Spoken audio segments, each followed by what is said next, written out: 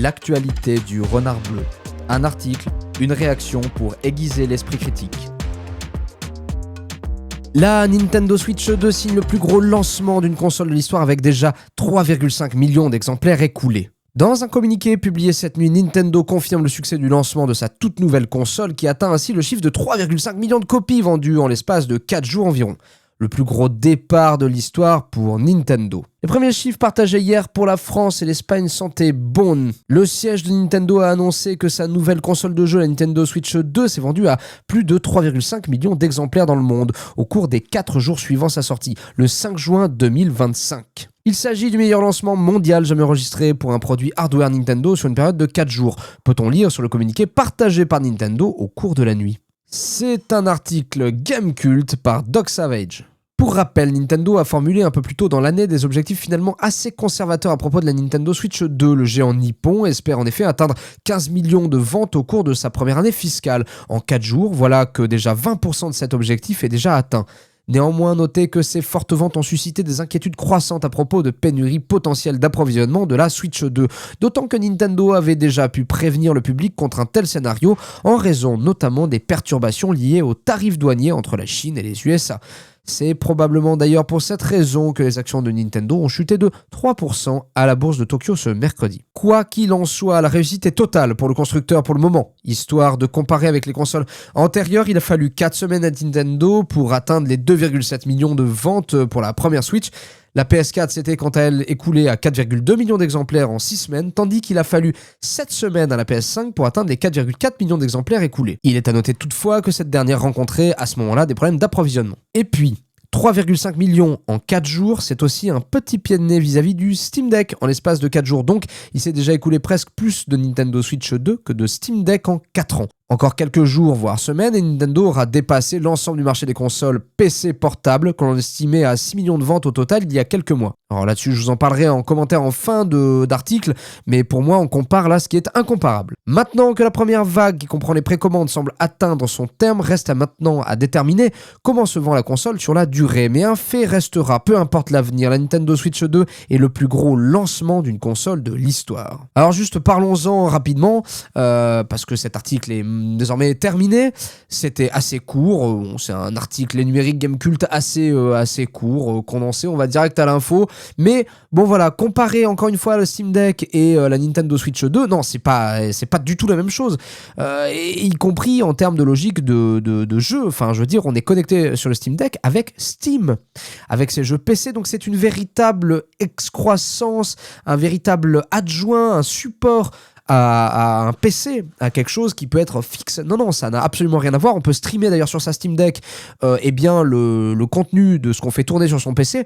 Donc on peut atteindre en fin de compte un nombre de FPS incalculable en jouant à un jeu, je sais pas moi, je pourrais jouer à Dune Awakening sur ma Steam Deck en faisant tourner mon PC au rez-de-chaussée, quoi. Vous voyez, bon. Donc, non, c'est vraiment pas les mêmes consoles. Et je trouve que continuer de dire la Nintendo Switch 2, c'est une console PC portable, c'est mentir. C'est pas dire tout à fait la vérité là aux clients potentiels de la Switch 2, quoi. Et puis, il y a des concurrents à la Steam Deck. Alors, Roguelite, il y a d'autres choses qui permettent de faire concurrence à la Steam Deck, mais qui me paraissent être un peu plus dans le même mood, dans la même capsule de marché. Alors que là, la Nintendo Switch 2 est concurrente de la Nintendo Switch 1, quelque part. Enfin, vous voyez, c'est vraiment une niche, ce Nintendo. D'autant plus que, bon, ok, il y a des jeux indépendants qui sortent, mais il y a aussi et surtout la volonté, à mon avis, et c'est pour ça qu'elle se vend bien, chez pas mal de gens, d'aller chercher les exclusivités Nintendo. Je veux dire, Mario Kart World va se vendre comme des petits pains, j'en suis certain. Malgré d'ailleurs le coût complètement exorbitant du jeu et Nintendo qui ouvre la porte à monter à 90, $100, 100 euros potentiellement par copie de jeu. Alors je suis quand même un peu étonné que la Nintendo Switch 2 ait autant marché. Bon, alors peut-être que j'étais un peu naïf sur le sujet, mais je trouve moi qu'elle apporte pas non plus des choses grandiloquentes et pas beaucoup d'évolution par rapport à la Switch 1. Mais à la fois, bon, il y a l'aura Nintendo maintenant qui n'est plus à faire, il y a les exclusivités, il y a bon, une évolution technologique, certaine sur la capacité à faire tourner les jeux, mais bon, sur Nintendo Switch, on fera toujours pas tourner, y compris sur la 2, des gros jeux 3D AAA, ça sera pas le cas, quoi. C'est pour ça que le Steam Deck, pour moi, est vraiment une solution, parce qu'on peut streamer dessus, hein, le contenu, ce qu'on fait tourner sur son ordinateur. Donc c'est vraiment et c'est extrêmement simple, c'est-à-dire que vraiment on ouvre le Steam Deck, je sais pas, la console, la Steam Deck, on clique sur stream et c'est parti, on est dans le jeu en direct, etc. Donc non, c'est vraiment hyper efficace. C'est incomparable, on continue de comparer ce qui est incomparable. J'ai vu que certains commentateurs, comme on dit journalistes, commentaient la différence entre la Nintendo Switch 2 et la PS5. Mais bon, là, j'ai envie de dire, c'est pas du tout la même chose. On parle d'une console fixe et d'une console portable. Je veux dire, on peut pas comparer un PC haut de gamme, Nvidia 5090, vous voyez, grosse carte vidéo qui prend 4 slots, et une Nintendo Switch 2. C'est pas les mêmes choses.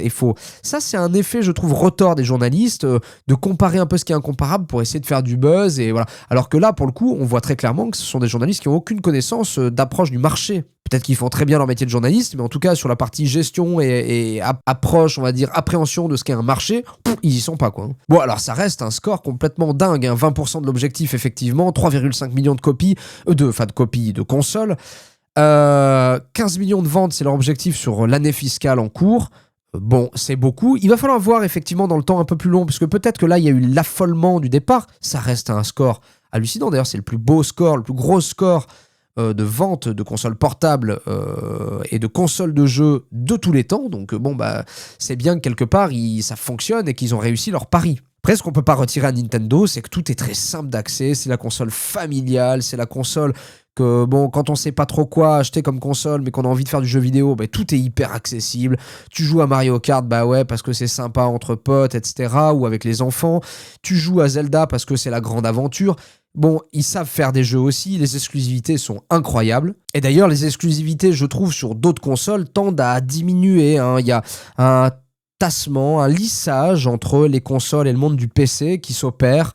Peut-être qu'on viendra petit à petit à ne plus avoir d'exclusivité ou quasiment plus d'exclusivité sur console et à rapprocher le monde du PC et des consoles. On le voit là sur Dune Awakening, a priori une sortie console est prévue, et d'ailleurs la construction du jeu avec les inventaires, etc., l'interface est très console, donc oui, là ils peuvent pas se priver de ce marché-là avec la PS5 et la Xbox Series X.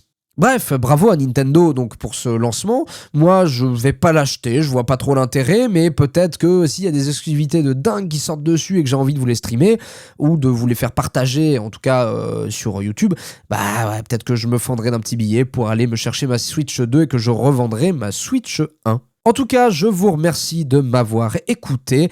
N'oubliez pas, abonnez-vous si vous aimez le contenu, le podcast que je fais tous les matins du lundi au vendredi sur l'actualité du jeu vidéo. Rejoignez le Renard Bleu sur Twitch. N'hésitez pas à follow, on est là pas loin de 90. D'ailleurs, on est juste à l'objectif des 90 followers. Donc un petit follow et hop, vous passez l'objectif sur Twitch et ça me fera vraiment, vraiment plaisir. Je prépare un Patreon d'ailleurs parce que j'ai atteint là un certain nombre de followers, de suiveurs, je sais pas comment on appelle ça, d'abonnés. Bref, la communauté s'agrandit et donc je prévois un Patreon pour commencer à pouvoir un petit peu vivre de mon activité. Donc n'hésitez pas à suivre ça aussi de près. Je vous remercie encore et encore de m'avoir écouté et je vous dis à demain.